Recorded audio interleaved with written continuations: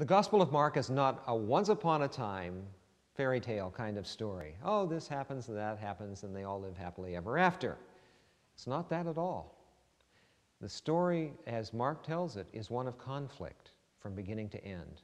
Of course, that's what makes it so powerful. We're interested in stories that have some difference of opinion, some point of conflict, and it's here all over the place. Not only the people who come up to the edge and we don't know yet whether they're going to believe or not. That's one kind of tension. But there is absolute conflict right from the beginning. We know that there was conflict with John the Baptizer, that poor man and his short bit of career in the gospel story. But then there's others. Let's talk for just a moment about the Pharisees as systemic problem here. They are good people. Let's not try to run them down. You say, Pharisee. But they were really trying to be such good people. They attempted to do everything right, to follow all of the law as best they could.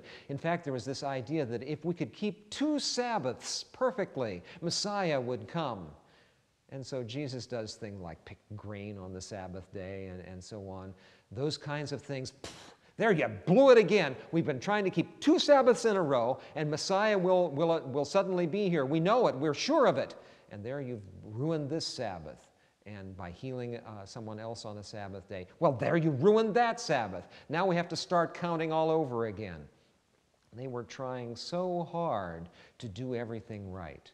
And Jesus seems to be, to them, getting in the way of doing things right, because he has another point of reference.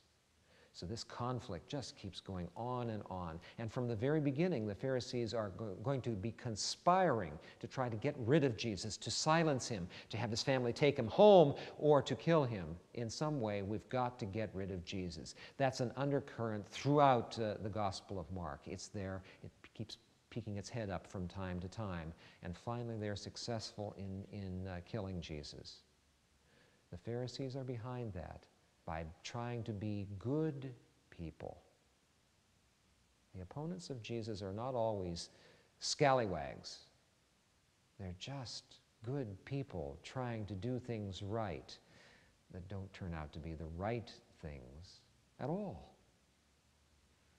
We should sympathize with the Pharisees because we have a good dose of Phariseeism within us. We're trying so hard to do things right, and we need to listen carefully.